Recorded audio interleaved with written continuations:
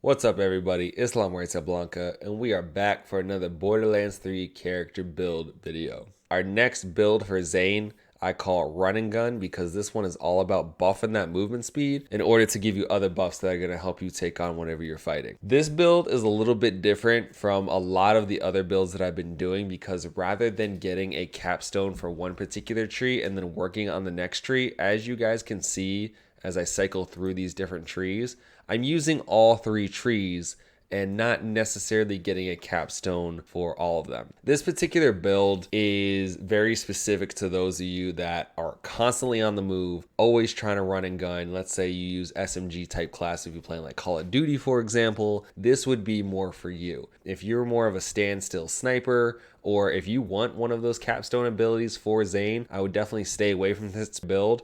But this is something interesting, and especially as they start to add more levels for Borderlands 3 and you can really build out some of these skills and get capstones even though you're using all three skill trees. This is going to be a very unique yet interesting build for a very specific playstyle. I'm very intrigued to see how this might work based on building all of these items. If anyone decides to ever use this build, let me know. I'm curious to see, does it work, or am I just wasting my time with this video? But regardless, Run and Gun. We'll go ahead and get started with the Violent Momentum. So this skill right here is the cornerstone of the entire build. Without this skill, there's really no reason for me to do a run and gun type build for this character. However, it is here and it is very important for what we're trying to do today. Zane's gun damage is increased while moving. The quicker he moves, the greater the gun damage bonus. So this entire build is based off of increasing our movement speed in order to get additional gun damage. At default walking speed, by adding 5 points to the skill, we're getting 20% gun damage, which is actually pretty good. And then if you add all of the additional skills that we're about to add, then you can see how this might actually be something you'd want to build out. I will also say that there are a lot of skills that we didn't know where to put after we hit all of the movement speed buffs. So there will be certain skills that I just mentioned based off of,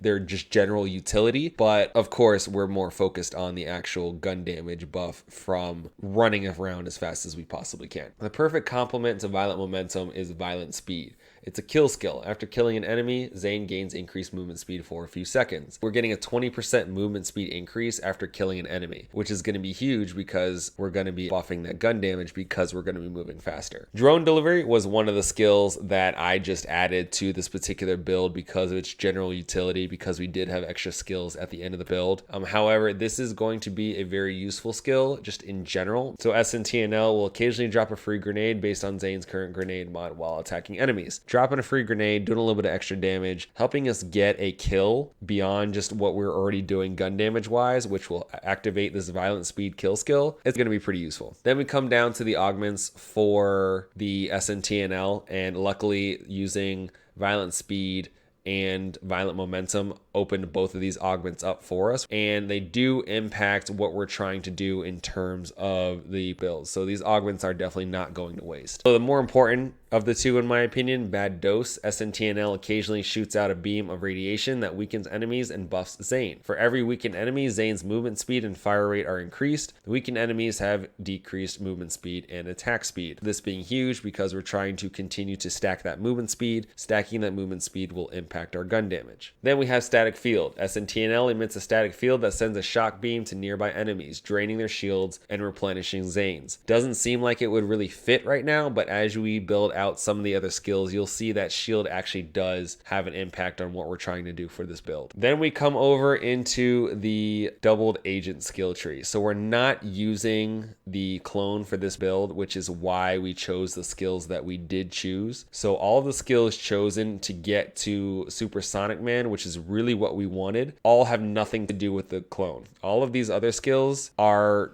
something that would impact the clone, but we're not using the clone, so of course they're not useful to us. Synchronicity. Whenever one or more of Zane's action skills are active, he gains increased gun damage for each active action skill. Just a general useful skill whenever you can buff gun damage, in my opinion, is very important, regardless of what build you're trying to do. And we're using two action skills, the drone and the barrier. So if we can boost our gun damage 40% by having both of those active at the same time, why not? On top of having our action skills active at the same time, we're going to do borrowed time. Zane gains increased action skill duration for every active action skill. We have a 30% active duration buff that is going to be used because we have both out at the same time. On top of that, because they're both out at the same time, for that extra 30% duration, we're getting the 40% gun damage bonus. So those pair very nicely. Then we have duct tape mod. The first shot fired from Zane's gun has a chance to also fire a grenade. This skill has a short cooldown. So this is just a general utility skill that we decided to add because, again, it was a better choice than to add all of these specific clone skills that we would not find useful at all. So this is essentially what we ended up going with. Fires an extra grenade, helps us get a kill, which can increase our movement speed. Not terrible, but again, it's a better option compared to some of the others that impacted the clone. But Supersonic Man is what we really wanted from the double agent tree. This is the only movement speed buff we're getting from this tree, so this is why we came all the way down here for it. Whenever one or more of Zane's action skills are active, he gains increased movement speed for each active action skill. This is going to be great when it comes to using skills such as borrowed time that are going to increase our action skill duration, because when we have both those skills active, we're getting an extra 12% per action skill. So that's going to be an extra 24% plus the already useful movement buffs that we have over here with the extra 20% and the additional movement speed that we're going to get 6% per enemy when it comes to this augment. So all of this, of course, is going to be very helpful when it comes to essentially buffing that gun damage based on our movement speed. Then we come to Undercover. Undercover has a handful of buffs that we're going to be using that impact shields, survivability, as well as there is one augment that is huge for our movement speed, which is charge relay, which we'll get to in a second. But a lot of the extra points that we had after getting all of our movement speed buffs fell into this particular tree just because it made more sense to boost our survivability instead of adding useless skills to the clone, which we're not going to use, or even kill skills, because we don't have a ton of kill skills, so why are we wasting points in this area? If you want to get reload speed, or if you want to get lifesteal, or you want to get one of these skills down here in lieu of some of the survivability stuff, by all means, be my guest. However, I decided to go with more survivability. So of course, we're going to be using the barrier as the skill that will essentially allow us to boost our survivability as well as get extra gun damage when it comes through shooting through the barrier. So that will stack very nicely to our current movement speed buffs that we have, and the violent momentum skill that we're going to be using in order to get extra gun damage. As far as I'm concerned, if you just strafe left and right behind the barrier, you're still getting that movement speed buff because you're moving. Coming down to Adrenaline, Zane gains increased action skill cooldown rate. The bonus is based on the amount of shield he has. The more percent full, the greater the bonus. Action skill cooldown rate, this is going to be huge because, of course, in the last tree, you noticed how we're boosting the length of time for the action skill. This is going to allow us to use that action skill even faster, based strictly on how much shield we have, which is why static field is going to be so useful, because we're replenishing our shield when our drone uses static field. The higher our shield,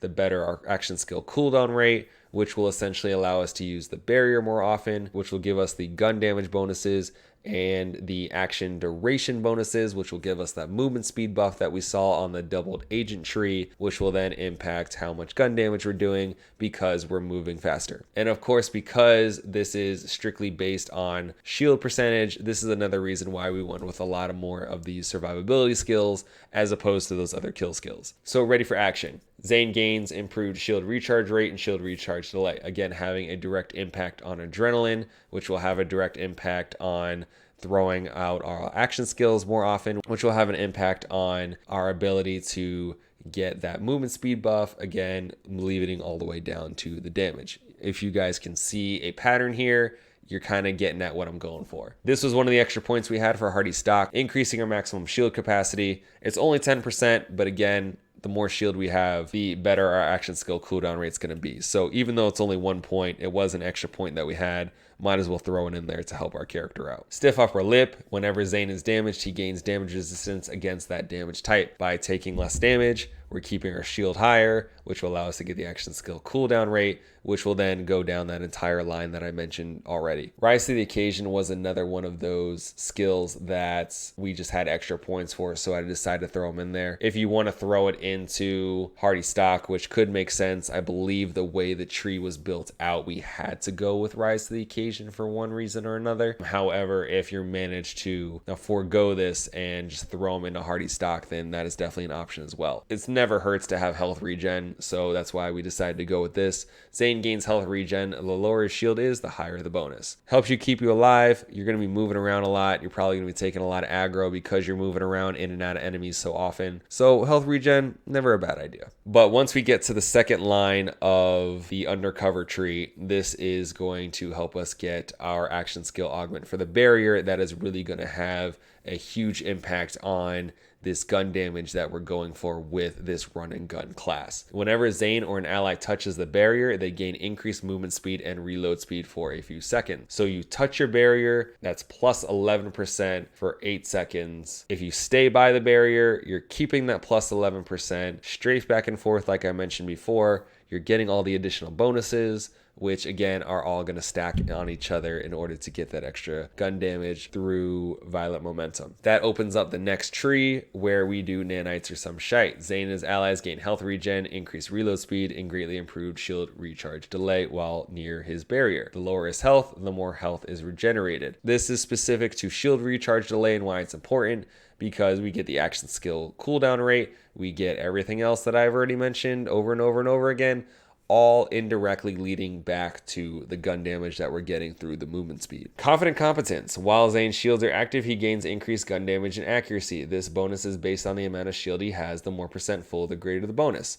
So this again is helpful because we're getting all of those shield buffs that are going to help improve our gun damage, which will stack on the gun damage we're getting from movement speed. And then our last two skills that we added, Futility Belt and Really Expensive Jacket. So Futility Belt. Zane gains resistance to non-elemental damage. Kill skill. After killing an enemy, all elemental damage Zane takes is converted to non-elemental damage. So this is going to help our damage resistance, which will essentially allow us to have more shield based on how many times we're getting hit, which of course will give us those shield buffs that we're looking for. On top of that, our elemental status effects applied to Zane have reduced duration, 50%, which is actually pretty good. So all status effects that we're getting are essentially being cut in half. Might not be as useful as you might think because we have Futility Belt on, and if we get a kill, we're going to be getting non-elemental damage. I'm not sure how status effects will act as it relates to the non-elemental damage, but based on my assumption, I don't know if this is going to be entirely that useful. I threw it on based on the theory that, of course, if we get status effects, we don't want those to last very long, so we're going to take less damage. Of course, the shield staying around longer, especially if it's a shock damage, because we don't want our shield to go down. So if this actually does become a useless skill because we already have Futility built, you could throw it onto Hardy Stock, you could top off Rise to the Occasion, any of those survivability skills that you'd really want to use in order to keep yourself alive. And again, these survivability skills more useful because we're not using a digiclone, so these are useless, and these survivability skills have a greater impact on our current build than, say, any of these kill skills.